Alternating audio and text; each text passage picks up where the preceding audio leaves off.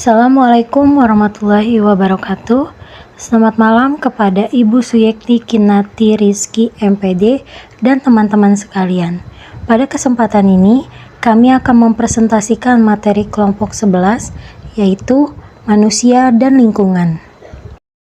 Sebelum memulai, izinkan saya memperkenalkan anggota kelompok 11 yang beranggotakan Sylvia Holifa Salsabila, Erni Rohmawati Ningsih, Aprilia Kaidasi Astuti, Hana Mutia Septi, Novita Sari Rahayu, dan dengan saya sendiri, Stevi Nurmalika. Semoga presentasi ini dapat menambah wawasan serta membuka diskusi yang menarik di akhir sesi nanti. Sebagai pembuka, mari kita simak terlebih dahulu video berikut ini. Mohon perhatiannya kepada teman-teman semua untuk disimak baik-baik. Baik, untuk selanjutnya pembaca slide pertama saya serahkan kepada Kak April. Kak April, waktu dan tempat saya persilakan. Baik, terima kasih kepada Kak Stevi. Selanjutnya adalah manfaat lingkungan bagi manusia. Yang pertama, sumber air bersih dan udara segar. Yang kedua, sumber pangan dan obat-obatan. Yang ketiga, perlindungan dari bencana alam. Yang keempat, keseimbangan iklim. Yang kelima, pariwisata dan rekreasi. Serta yang keenam adalah sumber energi terbarukan.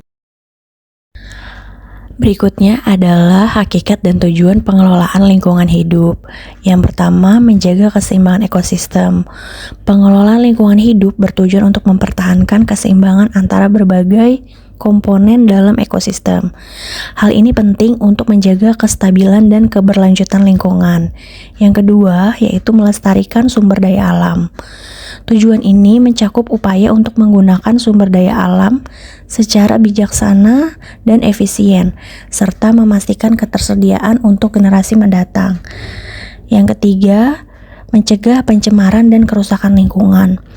Pengelolaan lingkungan hidup bertujuan untuk mengurangi dan mencegah berbagai bentuk pencemaran seperti pencemaran udara, air, tanah, serta kerusakan lingkungan lainnya. Yang keempat, meningkatkan kualitas hidup manusia. Lingkungan yang sehat dan lestari berkontribusi pada peningkatan kualitas hidup manusia, baik dari segi kesehatan, ekonomi, maupun kesejahteraan secara umum. Yang kelima, mendukung pembangunan berkelanjutan. Pengelolaan lingkungan hidup bertujuan untuk memastikan bahwa pembangunan ekonomi dan sosial dapat berjalan tanpa mengorbankan kelestarian lingkungan.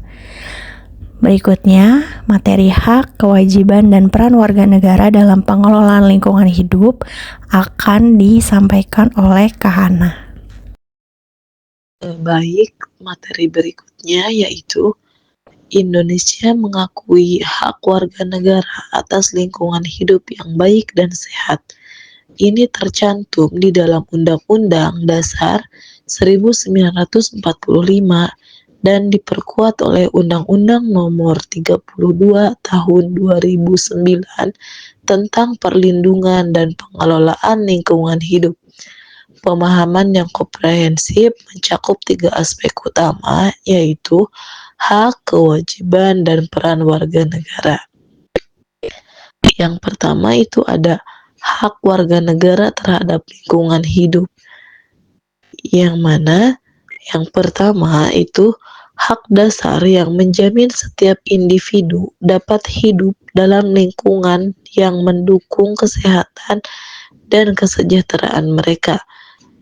Ini mencakup akses ke udara bersih, air bersih, dan lingkungan yang terbebas dari pencemaran. Kemudian yang kedua, warga negara berhak mendapatkan informasi yang akurat, terbuka, dan tepat waktu mengenai kondisi lingkungan dan kebijakan pengelolaannya. Kemudian yang ketiga, warga negara berhak untuk terlibat dalam proses pengambilan keputusan terkait pengelolaan lingkungan. Dan yang keempat, warga negara berhak untuk mendapatkan akses keadilan jika hak-hak lingkungan mereka dilanggar. Berikutnya yaitu kewajiban warga negara terhadap lingkungan hidup. Yang pertama, setiap warga negara berkewajiban untuk menjaga agar lingkungan tetap berfungsi dengan baik dan berkelanjutan. Yang kedua, warga negara berkewajiban untuk mencegah dan mengurangi pencemaran dan kerusakan lingkungan. Dan yang ketiga, warga negara berkewajiban untuk memberikan informasi yang benar, akurat, terbuka, dan tepat waktu terkait perlindungan dan pengelolaan lingkungan. Berikutnya yaitu peran warga negara dalam pengelolaan lingkungan. Yang pertama, warga negara dapat berperan aktif dalam mengawasi pelaksanaan kebijakan dan kegiatan yang berdampak pada lingkungan. Yang kedua yaitu warga negara dapat memberikan masukan dan berpartisipasi dalam proses pengambilan keputusan terkait kebijakan lingkungan. Yang ketiga, warga negara dapat melakukan advokasi dan kampanye untuk meningkatkan kesadaran masyarakat dan mendorong perubahan kebijakan yang lebih ramah lingkungan. Dan yang keempat, warga negara dapat berperan dalam mengembangkan dan menjaga kearifan lokal yang mendukung pelestarian lingkungan. Berikutnya, lingkungan sosial budaya yang dihadapi masyarakat. Baik, untuk slide selanjutnya yaitu lingkungan sosial budaya adalah kondisi dan situasi yang terbentuk dari hasil interaksi manusia dalam masyarakat yang meliputi norma, nilai, tradisi, adat istiadat, bahasa, serta sistem sosial yang berkembang. Lingkungan ini bukan bersifat alamiah, melainkan hasil konstruksi sosial. Dimensi-dimensi lingkungan sosial budaya dibagi menjadi 3. Yang pertama, dimensi sosial, mencangkup struktur sosial seperti kelompok lembaga, status dan peran sosial, mobilitas sosial dan relasi kekuasaan. Yang kedua yaitu dimensi budaya, mencangkup nilai, simbol, artefak bahasa, tradisi dan hasil cipta karya manusia. Yang ketiga yaitu dimensi historis dan ekonomi, bagaimana sejarah dan ekonomi turut membentuk pola sosial budaya masyarakat. Adapun tantangan lingkungan sosial budaya, yang pertama yaitu globalisasi dan homogenesisasi budaya. Globalisasi mempermudah pertukaran budaya, tetapi juga membawa risiko homogenesis atau penyeragaman budaya yang dapat mengancam eksistensi budaya lokal. Yang kedua, kesenjangan sosial dan ekonomi, perbedaan distribusi kekayaan dan akses terhadap pendidikan atau teknologi menciptakan stratifikasi sosial yang tajam. Yang ketiga, konflik sosial dan multikulturalisme. Indonesia sebagai negara multikultural menghadapi tantangan dalam menjaga harmoni antar etnis, agama, dan kelompok sosial. Yang keempat, perubahan nilai dan gaya hidup. Terjadi pergeseran nilai dan kolektivisme ke individualisme, terutama di perkotaan yang berdampak pada solidaritas sosial. Berikut strategi menghadapi tantangan sosial budaya. Yang pertama, revitalisasi kearifan lokal, yaitu mengangkat kembali nilai-nilai luhur budaya lokal seperti gotong royong, musyawarah, dan toleransi. Yang kedua, pendidikan multikultural, yaitu mengajarkan pentingnya hidup dalam keberagaman dan menghormati perbedaan. Yang ketiga, pemberdayaan masyarakat, yaitu melalui program sosial yang berbasis partisipasi masyarakat untuk mengurangi ketimpangan. Yang keempat, yaitu literasi sosial dan budaya, yaitu meningkatkan pemahaman terhadap fenomena sosial budaya lewat media, diskusi, dan seni budaya. Materi selanjutnya yaitu pranata dan lingkungan sosial. Pranata sosial dan lembaga sosial. Pranata sosial adalah sistem norma atau aturan yang mengatur perilaku masyarakat untuk mencapai tujuan bersama dan memenuhi kebutuhan pokok dalam kehidupan sosial. Pranata sosial bersifat abstrak dan konseptual, berisi nilai, norma, pola perilaku, dan sistem hubungan yang terorganisir dalam masyarakat. Surjono Sukanto menjelaskan, lembaga kemasyarakatan atau pranata sosial adalah himpunan norma-norma dari segala tindakan yang berkisar pada suatu kebutuhan pokok di dalam kehidupan masyarakat.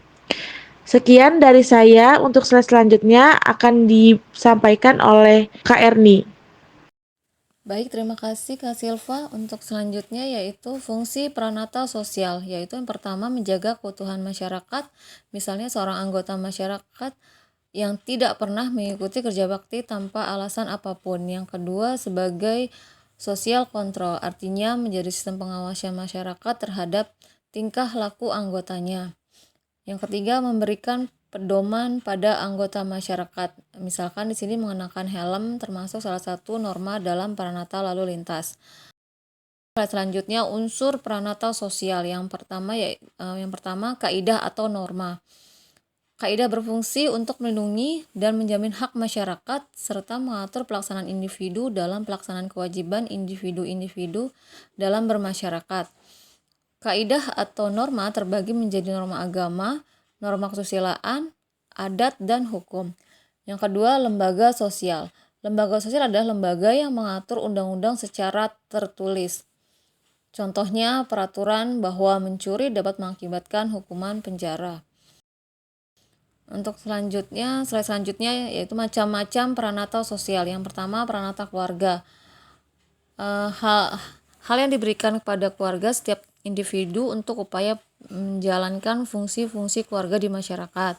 Yang kedua, pranata agama adalah serangkaian aturan yang diberikan kepada masyarakat dengan berhubungan pada sisi ketuhanan. Pranata politik adalah institusi sosial dalam masyarakat yang memberikan peranan dan sosialisasi untuk mengenal aturan di dalam dunia perpolitikan. Yang keempat, pranata pendidikan. Di sini adalah menjalankan pranata pendidikan ini diperlukan jenjang khusus dalam disesuaikan pada ekonomi dan usia setiap individu. Yang kelima, pranata ekonomi, yaitu pemenuhan kebutuhan pokok tanpa menyisakan konflik dalam masyarakat merupakan salah satu manfaat hadirnya pranata ekonomi dalam masyarakat. Slide selanjutnya, ciri-ciri pranata sosial. Yang pertama, memiliki lembaga-lembaga sebagai ciri khasnya. Yang kedua, memiliki tingkah kekekalan tertentu. Yang ketiga, memiliki tradisi tertulis dan tidak tertulis. Yang keempat, merupakan suatu sistem pola pemikiran dan pola perilaku yang terwujud melalui aktivitas kemasyarakatan. Yang kelima, memiliki satu atau beberapa tujuan. Yang keenam, memiliki alat-alat perlengkapan yang digunakan untuk mencapai tujuan lembaga yang bersangkutan. Slide selanjutnya yaitu lingkungan sosial. Lingkungan sosial adalah tempat berlangsungnya aktivitas sehari-hari manusia yang terdiri dari individu maupun kelompok yang saling berinteraksi dan memengaruhi perilaku satu sama lain. Lingkungan sosial ini biasanya meliputi keluarga, teman sebaya, tetangga, masyarakat, serta berbagai kelompok sosial lainnya yang berperan dalam membentuk kepribadian dan perilaku individu. Lingkungan sosial menjadi faktor penting dalam pembentukan karakter, pola pikir, dan kebiasaan seseorang sejak kecil hingga dewasa. Slide selanjutnya, jenis-jenis lingkungan sosial. Yang pertama, lingkungan sosial premier, yaitu hubungan antara anggota sangat erat, saling mengenal, intens, dan bersifat mendalam. Contohnya seperti kayak keluarga, teman dekat, dan kelompok kecil. Kemudian yang kedua adalah lingkungan sekolah sekunder, yaitu hubungan antara anggota lebih longgar, formal, dan berorientasi pada aktivitas tertentu. Contohnya seperti kayak di lingkungan kerja, organisasi, dan masyarakat luas. Baik, untuk slide selanjutnya akan disampaikan oleh Kak Novita. Baik, selanjutnya adalah contoh lingkungan sosial dalam kehidupan sehari-hari. Berikut adalah beberapa contohnya. Yang pertama, keluarga. Yang kedua, sekolah. Yang ketiga, masyarakat. Dan yang keempat, tempat kerja. Lembaga sosial. Lembaga sosial adalah seperangkat atau sekumpulan norma sosial yang berhubungan dengan pemenuhan kebutuhan dan aktivitas manusia. Ciri-ciri lembaga sosial. Yang pertama, memiliki simbol sebagai ciri khas suatu lembaga. Kedua, memiliki tata tertib dan tradisi. Ketiga, usianya lebih lama dari usia anggota. 4, adanya ideologi atau sistem gagasan. 5, punya alat kelengkapan. Dan 6, punya tingkat kekebalan atau daya tahan. Fungsi lembaga sosial, yaitu 1. Memberikan pedoman pada anggota-anggota masyarakat, bagaimana cara mereka bersikap atau bertingkah laku dalam menghadapi masalah-masalah yang muncul. Yang kedua, menjaga keutuhan masyarakat yang bersangkutan. Dan ketiga, memberikan pengarahan kepada masyarakat untuk mengadakan sistem pengendalian sosial. Jenis-jenis lembaga sosial. 1. Lembaga keluarga. 2. Lembaga agama. 3. Lembaga ekonomi. 4. Lembaga pendidikan. Dan 5. Lembaga politik. Baik, terima kasih. Saya kembalikan ke moderator. Sesi tanya jawab serta sesi diskusi bersama. Simpulan, lingkungan yang memiliki peran penting bagi kelangsungan hidup manusia, baik secara alamiah maupun sosial budaya. Pengolahan lingkungan hidup bertujuan menjaga keseimbangan ekosistem serta meningkatkan kualitas hidup manusia yang didasari oleh kesadaran hak, kewajiban, dan peran aktif warga negara. Setiap individu memiliki tanggung jawab untuk melestarikan lingkungan, menciptakan lingkungan sosial budaya yang harmonis sesuai dengan harapan masyarakat. Dalam hal ini, peranata sosial dan lembaga sosial berperan penting dalam membentuk pola perilaku yang mendukung terciptanya lingkungan yang tertib, aman, dan sejahtera secara berkelanjutan. Kami mengucapkan terima kasih kepada Ibu Suyekti Kinati Rizky MPD yang telah membimbing kami, serta kepada teman-teman semua yang telah menyimak dan memberikan perhatian. Mohon maaf apabila dalam menyampaikan ini terdapat kekurangan, kekeliruan, atau kata-kata yang kurang berkenan. Kami masih dalam proses belajar dan masukan dari teman-teman sangat kami hargai. Akhir kata, semoga apa yang kami sampaikan dapat bermanfaat. Wassalamualaikum warahmatullahi wabarakatuh.